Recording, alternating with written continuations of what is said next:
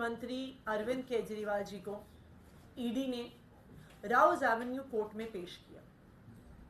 Rouse Avenue court में मुख्यमंत्री अरविंद केजरीवाल जी के लिए दलीलें वकीलों ने नहीं रखी। अरविंद केजरीवाल जी ने खुद मात्र 7 मिनट की एक स्टेटमेंट में इन्फोर्समेंट डायरेक्टोरेट के सारे केस को ध्वस्त कर दिया। वो मात्र 7 मिनट के लिए बोले, लेकिन उस 7 मिनट में ईडी का केस कितना निराधार है, कितना बेबुनियाद है, बिना किसी कारण के एक सिटिंग चीफ मिनिस्टर को उठाया गया है, ये मात्र 7 मिनट में दिल्ली के मुख्यमंत्री अरविंद केजरीवाल जी ने कोर्ट के सामने रख दिया। क्योंकि कोर्ट की प्रोसीडिंग बंद कमरे के अंदर होती है।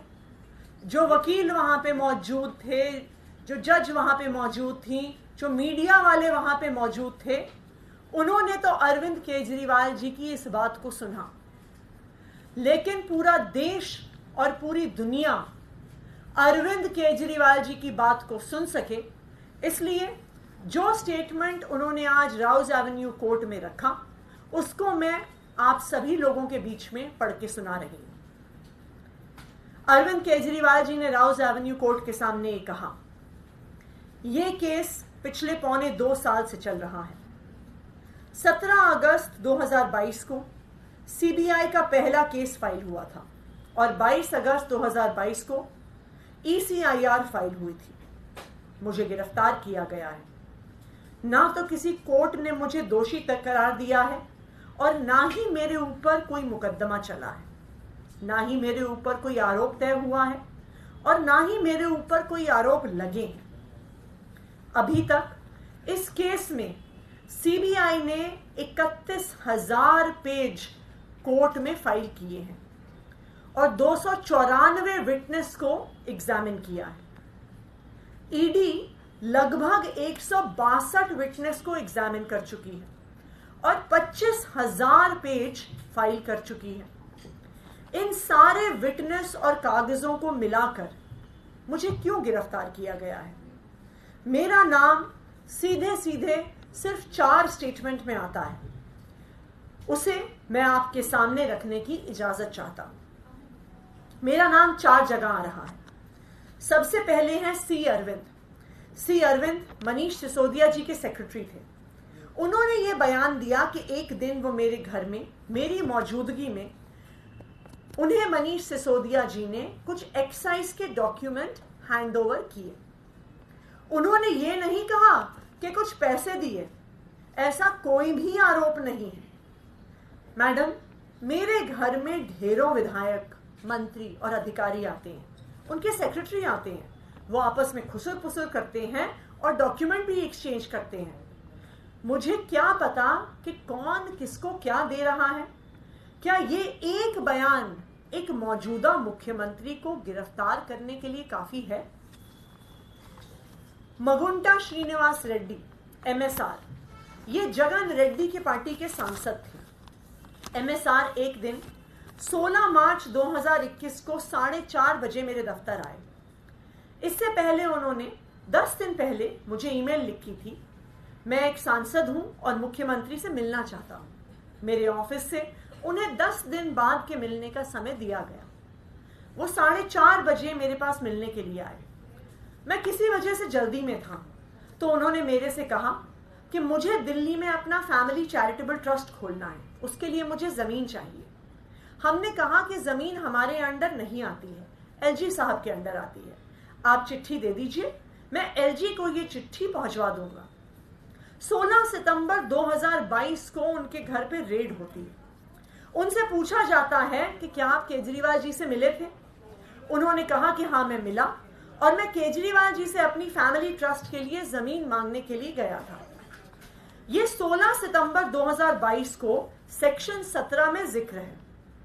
5 महीने के बाद 10 फरवरी को उनके बेटे को गिरफ्तार कर लिया जाता है। उसके बावजूद वो अपनी स्टेटमेंट पर कायम रहते हैं। जब 5 महीने तक उनका बेटा गिरफ्तार रहता है तो फिर वो टूट जाते हैं। 16 जुलाई उनके पिताजी अपना स्टेटमेंट बदल लेते हैं। 16 जुलाई को वो अपना बयान बदल लेते हैं और 18 जुलाई को उनका बेटा छूट जाता है। उसके बाद उनका कोई स्टेटमेंट नहीं आता। बयान पर बयान हो रहे थे जब तक वो अपना बयान मेरे खिलाफ नहीं दे रहे थे। जैसे ही उन्होंने मेरे खिलाफ बयान दिया, बेटा भी छूट गया और बयान होने भी बंद हो गए और 3 अक्टूबर को माफीनामा भी हो गया। मिशन कामयाब हो गया। इसका मतलब ईडी का मकसद केवल और केवल मुझे फंसाना था। सेक्शन 50 में एमएसआर के 3 स्टेटमेंट हुए, तीनों बराबर हैं। इनमें से एक एक स्टेटमेंट को ही तवज्जो क्यों दी गई? क्या जांच की गई कि इनमें से एक सही है और बाकी 2 गलत हैं? जो 25,000 पेज ईडी ने फाइल किए, उन 25,000 पेज में जो केजरीवाल के खिलाफ वाला स्टेटमेंट है सिर्फ उसको लगाया गया, बाकी दोनों स्टेटमेंट्स दबा दिए गए। आखिर ऐसा क्यों है? कोर्ट के सामने तीनों स्टेटमेंट लाने चाहिए थे ताकि कोर्ट डिसाइड कर सके कि सच्चाई आखिरकार क्या है। तीसरा स्टेटमेंट है उनके बेटे का, राघव मगुंटा। राघव मगुंटा को 16 सितंबर को उसके घर पर रेड होती है और उसका बयान लिया जाता है। 10 फरवरी को उसको गिरफ्तार किया जाता है। उसके बाद उसके 5 बयान लिए जाते हैं। उसमें वो यही बोलता है जो उसने पहले बोला है। 5 महीने तक वो जेल में रहता है। उसके बाद 16 जुलाई को जब पिताजी बयान बदल देते हैं तो 18 जुलाई को उसको छोड़ दिया जाता है। उनके 7 बयान हुए जिसमें से 6 में वो मेरे खिलाफ नहीं बोलते और 7वें में जैसे ही वो मेरे खिलाफ बोलते हैं उसके बाद उनका कोई स्टेटमेंट नहीं होता है। उनको जेल से छोड़ दिया जाता है, उनको माफीनामा दे दिया जाता है।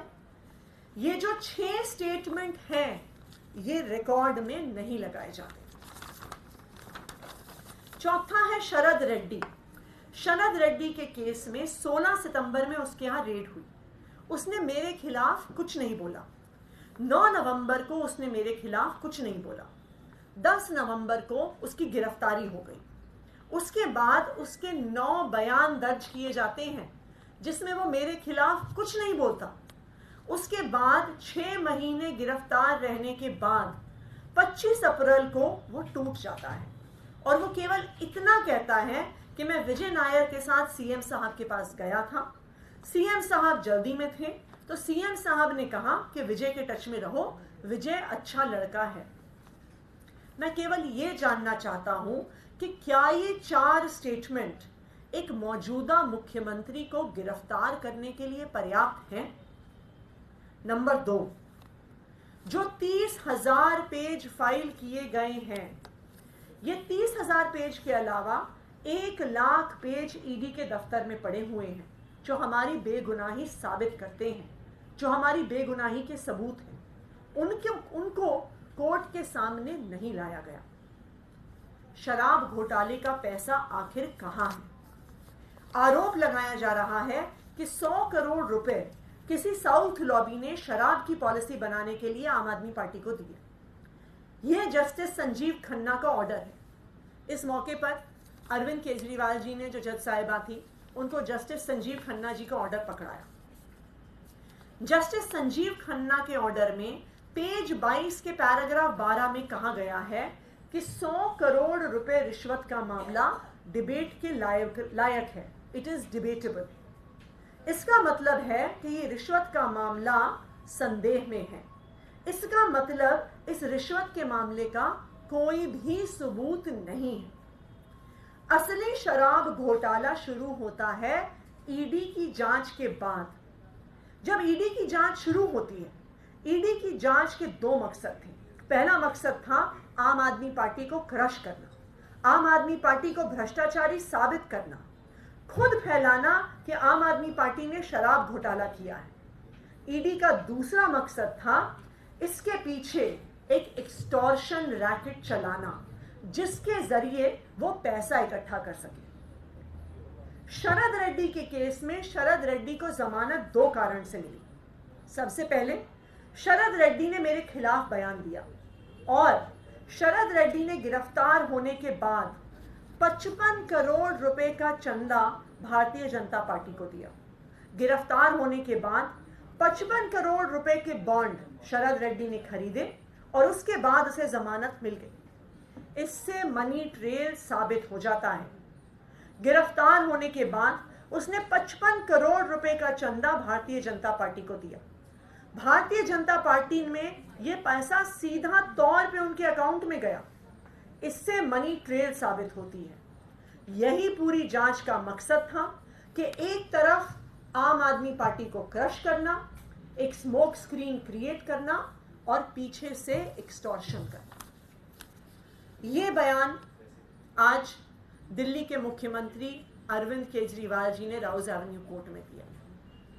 ये बयान साफ साफ साबित कर देता है कि उनको सिर्फ 4 ऐसे बयान के आधार पर गिरफ्तार किया गया है जिन बयानों का कोई आधार नहीं है, जिन बयानों को देने से पहले उन व्यक्तियों ने कई ऐसे बयान दिए जहां पे उन्होंने कहा हम अरविंद केजरीवाल को नहीं जानते, हम अरविंद केजरीवाल को नहीं मिले, लेकिन महीनों में जेल में रहने के बाद उनके बयान पलट जाते हैं।